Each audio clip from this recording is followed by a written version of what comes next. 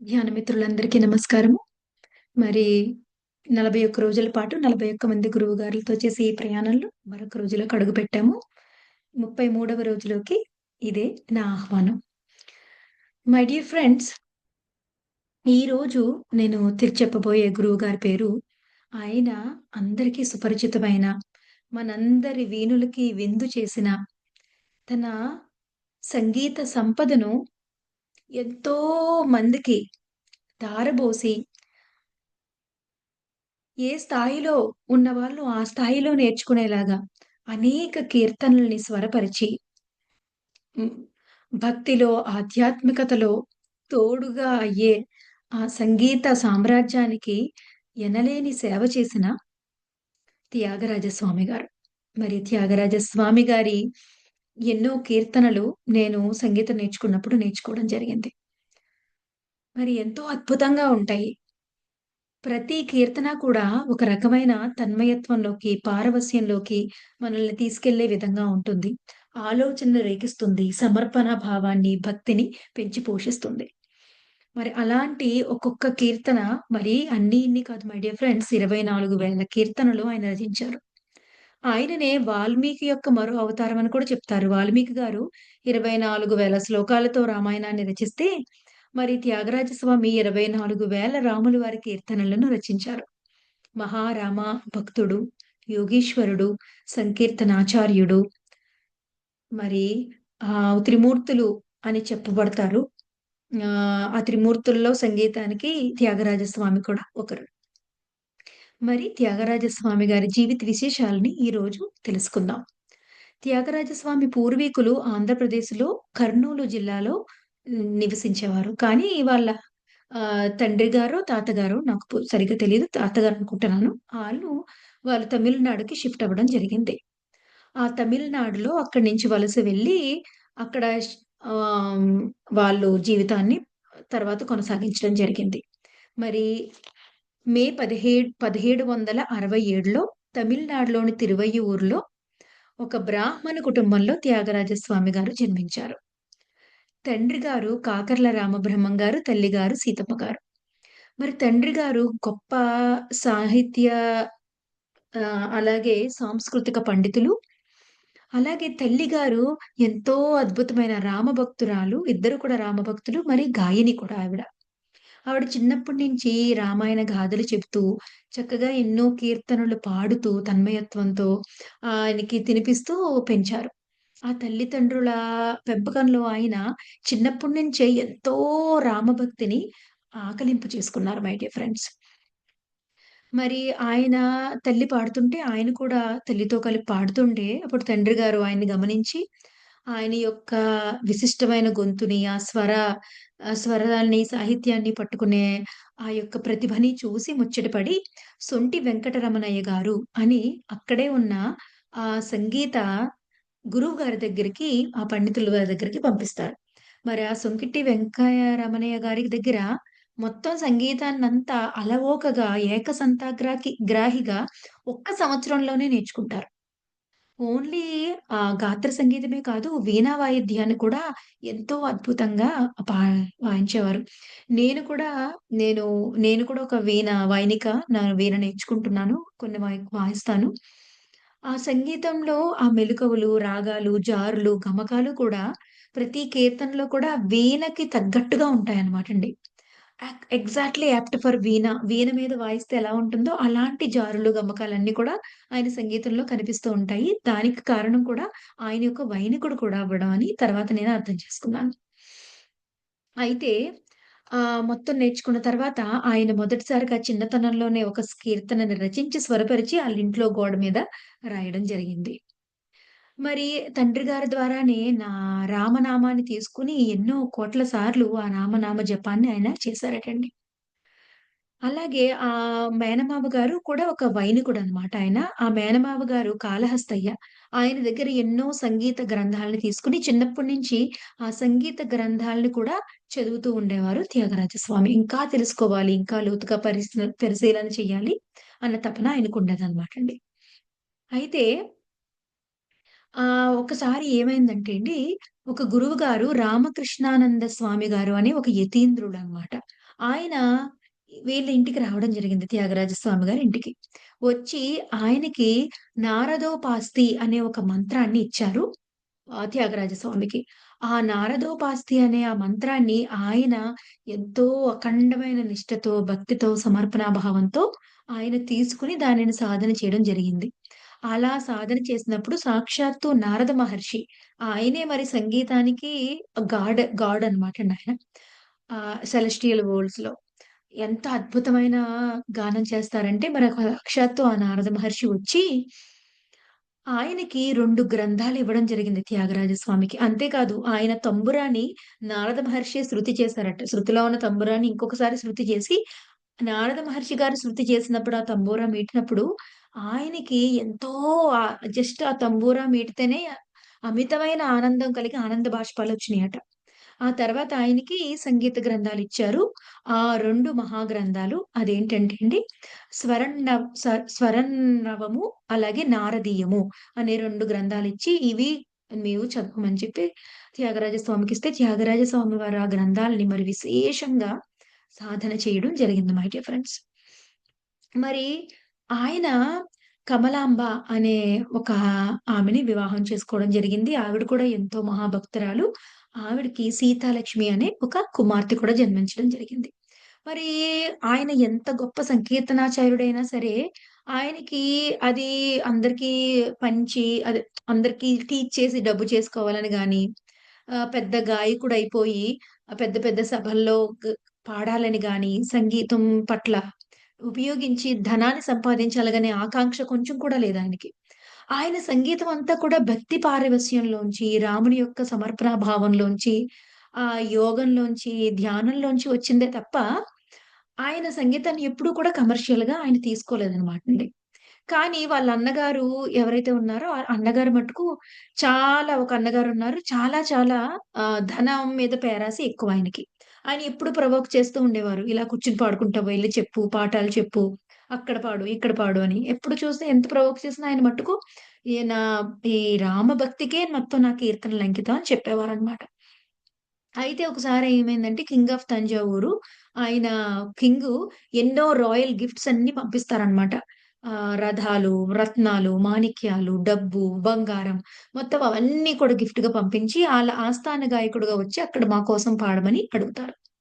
అయితే అప్పుడే త్యాగరాజస్వామి ఈ కీర్తనను రచించారు. తనని తానే అడుగుతున్నారనమాట. నిధి చాలా సుఖమా రాముని సన్నిధి సేవ సుఖమా నిత్యముగ తెల్పు మనసా అనే త్యాగరాజ స్వామి కీర్తన. నిధి సుఖమా రాముని పాద సన్నిధి సుఖమా ఏ నిధి సుఖము అని చెప్పి తనను తానే అడుగుతూ ఒక కీర్తన పాడి మర్యాదగా దాన్ని నిరాకరించారు. మరి నిరాకరిస్తే రాజుగారు అప్పుడేం చేశారంటే ఎలాగైనా బలవంతంగా లాక్కురమ్మని మనుషుల్ని పంపించారట. ఆయన మనుషుల్ని పంపించిన మొదలు ఆయనకి విపరీతమైన తలనొప్పి మొదలైందటండి. ఆయన అప్పుడు ఆలోచించి ఆ మనుషుల్ని మళ్ళీ వెనక్కి త్యాగరాజ స్వామి వరకు వెళ్ళకుండా వెనక్కి పంపించేసి పిలిచిన తర్వాత అప్పుడు ఆ తలనొప్పి తగ్గిందంట. అప్పుడు ఆయన మామూలు పర్సన్ కాదని అర్థమయ్యి ఆ రాజుగారు స్వయంగా వెళ్లి త్యాగరాజ స్వామి దగ్గర కూర్చొని ఆయన కీర్తనలు విని రావడం జరిగింది. అయితే ఇదంతా జరిగినప్పుడు అన్నగారికి చాలా నిరుత్సాహం కలిగింది. రాజుగారిచ్చిన బహుమతులు, ధనం తిప్పికొడతావా అని కోపంతో ఆయన తండ్రి గారి నుంచి వారసత్వంగా కొన్ని సంపదలొస్తే నాకవన్నీ అవసరం లేదు. తండ్రి గారి శ్రీరాముల విగ్రహము, సీతామాత, లక్ష్మణులు, హనుమంతుల వారి విగ్రహాలున్నాయి. ఆ విగ్రహాలు మట్టుకు చాలు నాకు సంపద కిందని తండ్రి గారి దగ్గర నుంచి వాటిని ఆస్తిగా తీసుకొని, వాటిని చూసి ఎంతో స్ఫూర్తి వాటి ద్వారా ఆ డివైన్‌కి కనెక్ట్ అవుతూ ఉంటారు త్యాగరాజ స్వామి. ఈ రాములు వారి భక్తితో ఇలా చేయడం వల్ల త్యాగరాజ స్వామి అన్నగారికి కోపమొచ్చి, ఆ విగ్రహాలను తీసుకెళ్ళి కాలువలో పడేస్తారనమాటండి. మర్నాడు లెగిసి చూసేసరికి త్యాగరాజ స్వామికి విగ్రహాలుండవు. అప్పుడు ఎంతో ఆర్తితో "ఎందు దాగినాడో" అని చెప్పి ఒక కీర్తనను పాడతారు. పాడి, పాడి, పాడి అలాగా సొమ్మసిల్లి పడిపోయినప్పుడు శ్రీరామచంద్రుడు ఆయనకి కల్లో కనిపించి నేను పలానా చోటున్నానని చెప్పి అక్కడికి త్యాగరాజ స్వామి రాగానే విగ్రహాలు దానంతట తానే ఆ నీళ్ళలోంచి బయటకొచ్చి త్యాగరాజ స్వామి గారి చేతుల్లోకి వచ్చాయన్నమాటండి. అలా ఆ విధంగా ఆయన ఆ కుమార్తె వివాహం కూడా ఆహ్, ఆ గంధర్వులే వచ్చి జరిపించినట్టుగా వచ్చి ఆటోమేటిక్‌గా ఆ కుమారుడికి వివాహం జరిగిపోవడము, ఆయన బాధ్యతలు తీరడము కూడా జరిగిపోతుంది. అయితే అప్పుడు ఆయన సంచారం చేయడం మొదలుపెడతారు. తిరుపతి, శ్రీరంగము, కాంచీపురము మొదలైన ఎన్నో పుణ్యక్షేత్రాలు తిరిగి అక్కడ ఉన్న దేవీ దేవతల మీద ఎన్నో ఎన్నో కీర్తనలు ఆయన రచించారు మై డియర్ ఫ్రెండ్స్. మరి ఆయన తిరుపతి వెళ్ళినప్పుడు ఒక తెర అడ్డుగా ఉందట. తెర తీయగ రాదా అని చెప్పి ఒక కీర్తన పాడగానే ఆ తెర దానంతటదే తొలగిపోయిందని. త్యాగరాజ స్వామి గారు ప్రవేశిస్తుండగా టైం అయిపోయిందని చెప్పి కాంచీపురంలో తలుపులు మూసినప్పుడు ఇప్పుడు తలుపులు తెరవమని కీర్తన పాడగానే ఆ తలుపులు తెరుచుకున్నట్టుగా మనకి హిస్టరీలో ఉంది మై డియర్ ఫ్రెండ్స్. అంటే ఆయన కీర్తనకి ప్రకృతి మొత్తం అంతా కూడా పంచభూతాలు అంతలా పరవశించి, సహకరించి ఆయన వశమైపోయేవన్నమాట. అలాగే ఆయన రాసిన కీర్తనల్లో ఒకసారి సంకీర్తనాచార్యుల సంగీత ఆహ్, స్ ఒక సభ జరుగుతుంది. ఆ సభకి ఆయన్ని పిలిచినప్పుడు మొత్తం అందరూ కూడా ఆ భావాన్ని పక్కన పెట్టేసి సంగీతంలో ఉన్న రాగాలు, మెళకువలు, అకారాలు, ఇకారాలతోనే ఆళ్ళ ప్రావీణ్యాన్ని బయట పెట్టే యొక్క ప్రదర్శన చేస్తున్నప్పుడు, అప్పుడు ఎటువంటి సంగీతపరమైన అకార, ఉకారాలు లేకుండా, ఆలాపనలు లేకుండా మొత్తం అంతా సాహిత్యంతో ఎంతో అద్భుతమైన అర్థముతో ఆయన రచించారు. ఒక ఘనరాజ పంచరత్న కీర్తనలో ఒక కీర్తన. ఆ కీర్తన విన్నప్పుడు అర్థమైంది ఏది గొప్ప అనేది అక్కడున్న పండితులందరికీ. అదే ఎందరో మహానుభావులు. ఎందరో మహానుభావులు అందరికీ వందనములు ఎందరో మహానుభావులు సరగుణ పాదములకు స్వాంతమను సరోజమును సమర్పణము చేయువారు. ఎవరు మహానుభావులంటే, ఆ స్వాంతమనే సరోజమును పాదాలకు సమర్పణ మామూలు రోజాలు కాదు. సరగుణ స్వాంతమనే సరోజమును పాదాలకు సమర్పణ చేయనివారు. అలా చంద్రుని వన్నె చిల్లెలలో ఆ రామచంద్రుడిని చూసి, ఆ హృదయార విందములో రామచంద్రుని ఆ వన్నె చిన్నెలను చూసి మురిసిపోయే వాళ్ళే మహానుభావులు అని ఎందరో మహానుభావులున్నారు. ఆ మహానుభావులు ఏం చేశారంటే, ఆ దివ్యత్వం యొక్క పారవస్యంలో ఉన్నారు అని ఎంతో అద్భుతమైన పంచరత్న కీర్తన మరి ఆ చరణాలన్నీ కూడా 10 చరణాలు కూడా మహా అద్భుతం మై డియర్ ఫ్రెండ్స్. అలాగే మరి శ్రీరాగంలో ఎందరో మహానుభావులు. నాటరాగంలో జగదానందకారక ఎంత అద్భుతంగా ఉంటుందో సెలబ్రేషన్ అన్నమాటండి. అసల ఆ కీర్తన వింటే. గౌళ రాగంలో 'దుడుకు గల' అనే కీర్తన, ఆరపి రాగంలో 'సాధించెనే మనసా', మరి వరాలి రాగంలో 'కనకన రుచిర' అనే అద్భుతమైన పంచరత్న కీర్తనలు. ఇవి సంగీతకారులకు ఒక భగవద్గీత లాంటివి మై డియర్ ఫ్రెండ్స్. మరి ఆయన రచించిన కీర్తనలు ఎంత అద్భుతమైన సంపదంటే ఆ సంగీత సంపదనంతా కూడా నారద మహర్షి వారి, శ్రీరాముల వారి ఆశీర్వాదంతో ఆయన ఒక మహా అద్భుతమైన నిధిని, సంగీత నిధిని మనకి ఇచ్చారు. ఒక్కొక్క కీర్తన పాడుకుంటూ నేర్చుకుంటుంటే ఎంత ఆనందమో చెప్పనలవి కాదు మై డియర్ ఫ్రెండ్స్. వింటుంటే ఆనందము. వింటూ మెడిటేషన్ చేసుకోవడం, నేర్చుకుంటూ పారవస్యం చెందడం, పాడుకోవడం, వినడం అంతా కూడా వైభవమే. త్యాగరాజ స్వామి గారి కీర్తనలు. ఎన్నో ఫ్లేవర్స్ 700 రాగాలలో ఆయన 24,000 కీర్తనలు రచించారు. కానీ అన్నీ ఇప్పుడు అవైలబుల్‌గా లేవు మై డియర్ ఫ్రెండ్స్. ఒక 700, 800 కీర్తనలు మాత్రమే ఆ స్వరంతో పాటుగా మనకి లభించాయి. కానీ అవి కూడా మహా అద్భుతం. అలాగే ఆయన ఒకసారి అలా సంచరిస్తూ ఉండగా, ఒక చోట బావిలో పడి ఒక చిన్న పిల్లవాడు చనిపోతాడు. అప్పుడు ఆయన మనసు చెలించిపోయి 'నా జీవనాధార' అనే బిలహరి రాగంలో కీర్తన పాడినప్పుడు, ఆ పిల్లవాడు మళ్ళీ తిరిగి బ్రతకడం జరిగింది మై డియర్ ఫ్రెండ్స్.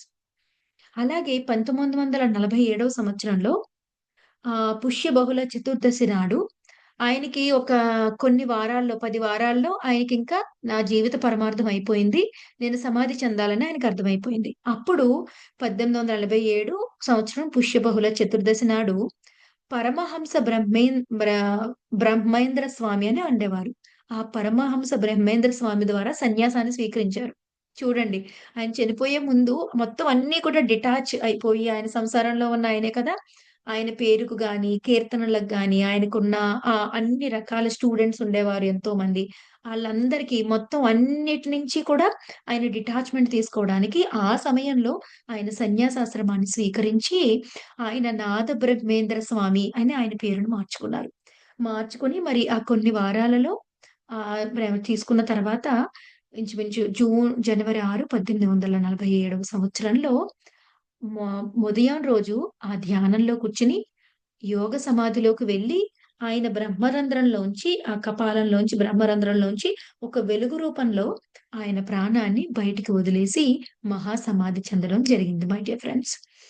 దాన్నే కపాలం నుండి ప్రాణం వదలడము. అది ఎన్‌లైటెండ్ మరణం. మరణంలో కూడా ఎన్నో నోటి ద్వారా ప్రాణాలు వదులుతారు, కళ్ళ ద్వారా వదులుతారు, చెవుల ద్వారా వదులుతారు, ముక్కు ద్వారా వదులుతారు, ఇంకా కింద రంధ్రాల ద్వారా వదులుతారు. గానీ అన్నిటికంటే ఉత్తమమైన మరణం బ్రహ్మరంధ్రం ద్వారా ఆ ప్రాణం వెళ్ళిపోవడం అన్నమాట. మరీ ఎరుకతో ఆయన మరణాన్ని డిక్లేర్ చేసి ఆయన సన్యాసాన్ని స్వీకరించి సన్యాస ధర్మంలో ఉండి, యోగ సాధనలో, యోగ సమాధిలో ఉండి, ఆ కపాలంలోంచి బ్రహ్మరంధ్రంలోంచి ఆయన ప్రాణాన్ని విడిచిపెట్టడం జరిగింది. మరి ఆయన కీర్తనల్లో ఎంతో ఆత్మజ్ఞానము, భక్తి, సమర్పణ, సేవాభావము అన్నీ కలగలిసి ఉన్నాయి. ఏ స్థాయిలో సంగీతంలో ఉంటే, ఆ స్థాయిలో వారు అంతకి నేర్చుకునేలాగా, మరింత స్థాయి పెరిగే కొద్దీ మరింత అద్భుతమైన సంగతులు వేసుకుంటూ పాడుకునేలాగా అన్ని రకాల ఫ్లేవర్స్‌తో ఎన్నో కీర్తనలు రచించి, ఆ కీర్తనల్ని ఈరోజు అందరికీ వీణులు విందు చేసేలాగా, సంగీతకారులందరికీ కూడా ఒక గురువులాగా ఆయన ఇప్పటికీ ఉన్నారు. ఎంతో అద్భుతమైన త్యాగరాజ సంగీత ఆరాధనోత్సవాలు కూడా ఇప్పటికి మనం చేసుకుంటాము ఆయన జయంతి సందర్భంగా. మరి మై డియర్ ఫ్రెండ్స్ అది త్యాగరాజ స్వామి గారి జీవితము, ఆయన జీవితంలోని విశేషాలు, ఆయన పర్యటనలు, మరి ఆయన కీర్తనలు, ఆయన సంగీత సంపద గురించి. మరి ఆయనకి శిరస్సు వంచి నమస్కరించుకుంటూ మరొక రోజు మరొక మహానుభావుడితో మళ్ళీ కలుసుకుందాం మై డియర్ ఫ్రెండ్స్. అంతవరకు సెలవు. నమస్కారం.